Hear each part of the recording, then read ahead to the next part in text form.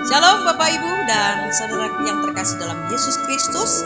Hari ini kita akan mendengarkan firman Tuhan dan mempelajarinya. Untuk itu mari kita persiapkan hati dan pikiran kita. Kita berdoa. Damai sejahtera Allah yang melampaui segala akal akan memelihara hati dan pikiranmu dalam Kristus Yesus Tuhan kita. Amin. Bapak Ibu dan saudaraku yang terkasih, firman Tuhan hari ini akan menyapa kita dari Injil Yohanes pasal 6 ayat 65. Demikian firman Tuhan. Lalu ia berkata, sebab itu telah kukatakan kepadamu, tidak ada seorang pun datang kepadaku, kalau Bapa tidak mengaruniakannya kepadanya. Demikian firman Tuhan. Nah, topik hari ini mengatakan kepada kita, datang kepada Yesus karena karunia Allah. Saudaraku, di era zaman saat ini, semua serba berbicara tentang pengetahuan. Semua serba teknologi. Dan itu menjadi pegangan dan andalan manusia. Pengetahuan akan harus semakin meninggi dan teknologi di mana-mana dibicarakan. Dan itu menjadi suatu pegangan, Bapak Ibu, dan andalan dalam kehidupan kita. Tidak ada lagi orang tidak mengenal yang dikatakan teknologi. Dari mulai anak yang kecil ya sampai yang sudah tua juga semua mengenal teknologi, dan itu sudah menjadi berita mendunia. Bahkan dikatakan orang yang tidak mengenal teknologi, yang tidak memacu dirinya untuk selalu mengejar pengetahuan, dia akan ketinggalan kereta atau ketinggalan zaman.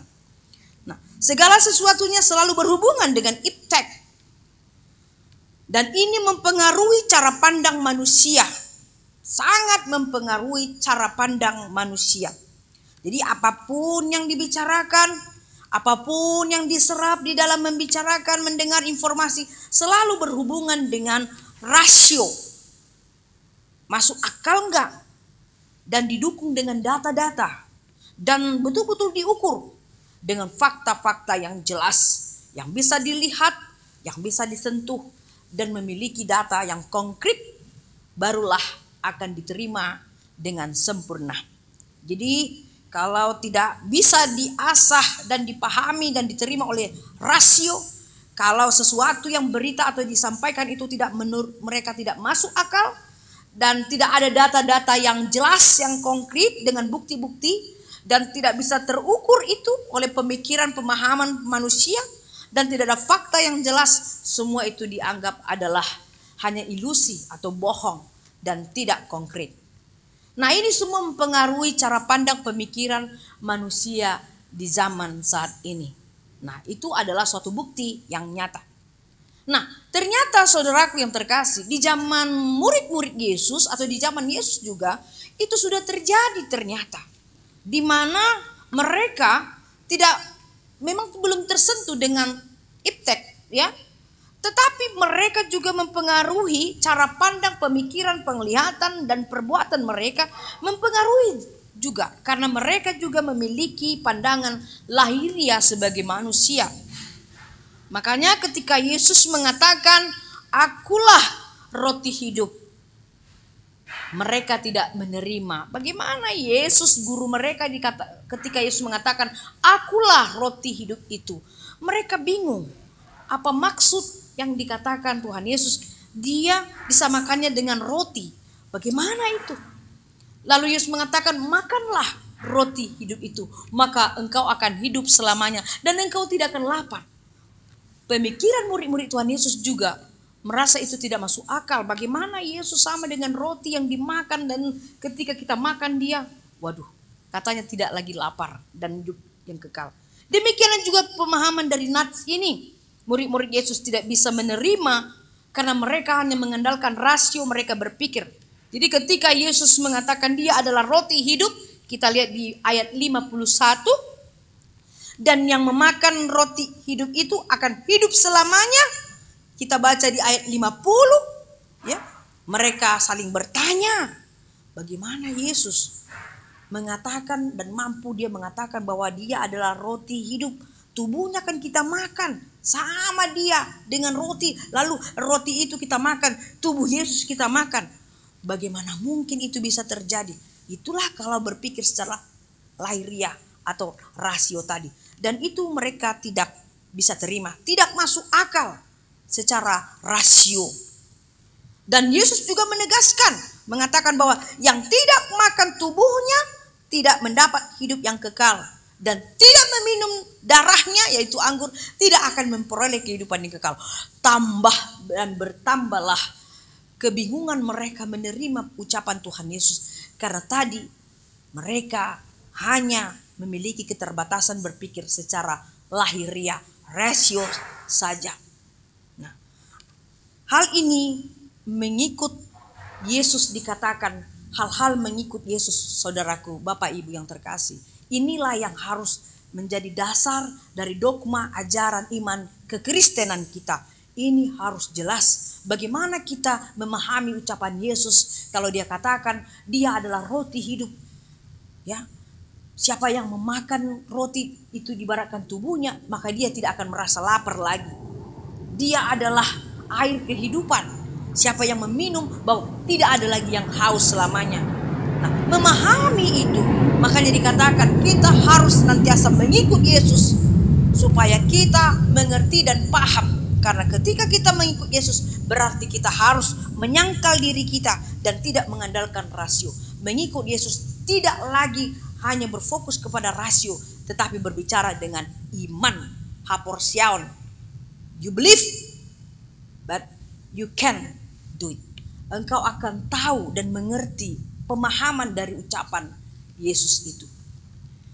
Dengan menyangkal diri, membuang lahiriah, pemahaman rahasia, rasio kita itu. Makanya di dalam rahasia batin kita ini harus kita bongkar. Iman kita harus kita teguhkan biar Roh Kudus bekerja memberikan pemahaman itu di dalam hati dan pikiran kita. Akhirnya cara pandang rasio keduniawian itu bisa kita singkirkan. Akhirnya Roh Tuhanlah yang bekerja membuat pemahaman itu. Akhirnya kita bisa selami. Makanya dikatakan untuk mengikut Yesus itu kita harus menyangkal diri kita, Bapak Ibu, supaya kita tidak hanya mengandalkan cara pandang dunia berpikir. Apa yang harus kita lakukan juga, Bapak Ibu, dikatakan. Makanya perbuatan yang masuk akal, yang harus yang dikatakan oleh manusia tadi, perbuatan yang tidak masuk akal itu harus kita buktikan dengan iman kita. Jadi kalau orang bisa memahami ucapan Tuhan Yesus itu dengan imannya, akhirnya dia bisa mengerti, oh ini yang dimaksud. Jadi kalau misalnya kita menerima perjamuan kudus, ketika pendeta mengatakan, ambillah, makanlah, inilah tubuhku. Kita harus mengimani itu adalah bahwa kita satu kesatuan di dalam Yesus Kristus. Begitu juga ketika dikatakan, ambillah, minumlah, inilah darahku. Maka kita harus meminumnya. Dan itu menjadi satu kesatuan kita dalam hidup dan mati di dalam Kristus Yesus. Nah, inilah yang mau diungkapkan firman Tuhan kepada kita, bahwa sesuatu yang tidak wajar menurut cara berpikir manusia, akhirnya Tuhan memperlihatkan dengan jelas dengan kemahakuasaan Allah di dalam diri anaknya Yesus Kristus, bahwa Yesus adalah Mesias seperti yang diimani oleh Petrus, dan Yesus adalah juru selamat yang membawa mereka kepada kehidupan yang kekal. Makanya kalau kita katakan bahwa pemikiran manusia itu, ruang lingkup manusia itu akan disingkirkan jika kita menerima bahwa Yesus itulah juru selamat kita. Jadi tubuh dan darah Yesus itulah yang menyelamatkan kita dengan keampunan dosa yang kita terima. Jadi kemahakuasaan Allah itu ditunjukkan Allah melalui Yesus Kristus, anaknya yang tunggal. Jadi kita memperoleh karunia Allah dan memperoleh keampunan dosa. Dosa saya, dosa ibu bapak, dan dosa kita semua diampuni oleh Tuhan. Untuk itu, marilah hidup di dalam Kristus Yesus. Tetaplah kita menyangkal diri kita, dan sentral iman kita lah yang kita teguhkan, yang kita pertajam, yang kita tinggikan, supaya bisa kita menaklukkan roh-roh keduniawian, rasio-rasio cara dunia berpikir, supaya kita memahami. Makanya dikatakan hiduplah sesuai dengan kehendak Tuhan, dan hiduplah di dalam kasih sayang Tuhan, supaya kita mengerti, Bapak Ibu, apa yang wajib dan tanggung jawab kita untuk kita lakukan kepada sesama kita manusia. Jika kita mampu melakukannya dengan baik di hadapan manusia, sama halnya kita melakukannya itu juga di hadapan Allah kita yang sangat luar biasa itu. Jadi hiduplah sesuai dengan firman Tuhan. Mari ibu, bapak, dan saudaraku, kita memakai iman kita, memahami segala sesuatu yang terjadi dalam proses hidup ini. Dan dalam iman kita, suka dan duka kita selalu bergantung di dalam iman kita kepada Kristus. Supaya kita mengerti bahwa dimanapun kita berada, Tuhan ada. Apapun yang terjadi dalam hidup kita, Tuhan selalu hadir. Dan bagaimanapun harapan cita-cita kita ke depan, Tuhan akan selalu iring. Itulah pemahaman secara iman kita. Tidak lagi memakai kita dengan rasio-rasio kita berpikir. Jadi tidak ada lagi kita katakan bahwa itu tidak mungkin. Tapi dengan iman kita, kita katakan itu semua akan mungkin jika Tuhan berkehendak di dalam kehidupan kita. Jadi tinggallah di dalam Tuhan supaya kita memperoleh kehidupan yang kekal oleh kasih karunia Allah. Amin. Mari kita berdoa. Terima kasih Tuhan Yesus, sabdamu yang kami terima pada hari ini sangat membuka pemahaman kami bahwa Engkau adalah juru selamat kami, Mesias kami. Segala pemikiran dan paradigma kami manusia yang selalu mengandalkan pengetahuan, mengandalkan iptek, mengandalkan teknologi yang sangat canggih. Tetapi ternyata di atas selalu kami harus meninggikan iman kami supaya kami memahami semuanya apa yang Tuhan kehendaki di dalam kehidupan kami untuk kami laksanakan. Terima kasih Tuhan. Ajar dan selalu pandu kami Tuhan supaya kami selalu berjalan di jalan-Mu dan berkata di dalam terang firman-Mu, dan segala sesuatu yang kami imani, yang kami lakukan adalah seturut dengan dasar firman Tuhan.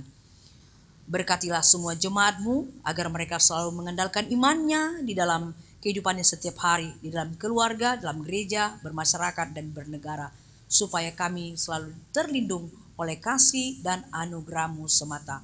Terima kasih Tuhan, berkatilah kami dan ampuni dosa-dosa kami, agar kami semakin layak disebut anak-Mu yang terkasih. Hanya dalam Yesus Kristus kami telah berdoa. Amin. Anugerah dari Tuhan Yesus, kasih setia dari Allah Bapa, dan persekutuan dari Roh Kudus kiranya memberkati kamu sekalian. Demikian Bapak Ibu.